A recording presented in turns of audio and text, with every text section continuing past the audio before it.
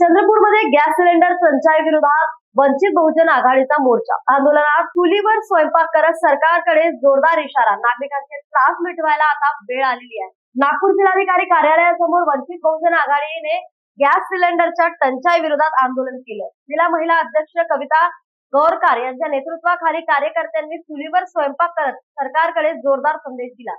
आंदोलनाच्या घोषणामध्ये राज्य व केंद्र सरकारला तातडीने गॅस पुरवठा सुरळीत करण्याची मागणी करण्यात आली। आता नागरिकांच्या दैनंदिन जीवनावर होणारा त्रास थांबवण्यासाठी कृती हवी। आंदोलन आम्ही घेत आहोत ते राज्यव्यापी वंचित बहुजन आघाडीच्या वतीने आहे आणि ॲडव्होकेट बाळासाहेब आंबेडकर यांच्या आदेशाने हे आंदोलन आहे। कारण का आपण पाहत आहोत की देशामध्ये सिलेंडरचा तुटवडा आहे आणि या तुटवड्यामुळे आपल्या चंद्रपूर जिल्ह्यामध्ये खूपच जास्त प्रमाणामध्ये आहे।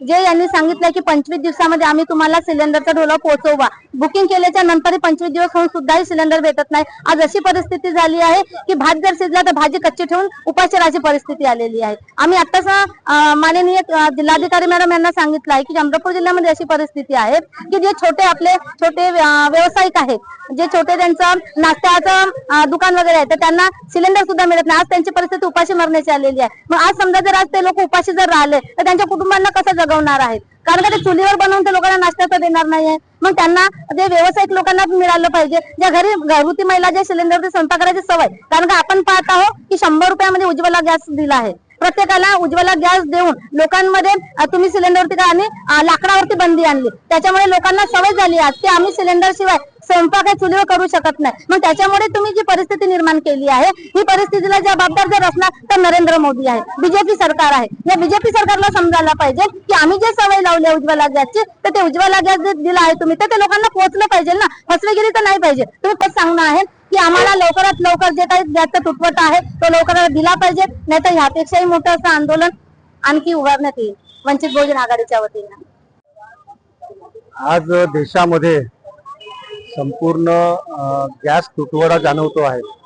छोटे छोटे व्यावसायिक जे आहे, जे रस्त्यावरती बसून आपला हॉटेल व्यवसाय चालवायचा, आज त्यांचा व्यवसाय टोटल बंद आहे। आज घरगुती सिलेंडर सुद्धा म्हणजे एक दीड महिन्यापर्यंत मिळत नाही आणि हा प्रचंड तुटवडा एवढा झालाय की या महाराष्ट्रामध्ये किमान 10च्या वर आतापर्यंत गॅस तुटवड्याचे बळी गेलेले आहेत। पहिला बळी हा अकोला जिल्ह्यामध्ये गेलेला आहे, जो रांगेमध्ये उभा राहून 5 तास उभा राहून त्याला सिलेंडर मिळाला नाही, तो रांगेमध्ये त्याचा मृत्यू पावला। आज गॅस तुटवड्यामध्ये कित्येक नागरिकांचा इथं मृत्यू होतो आहे।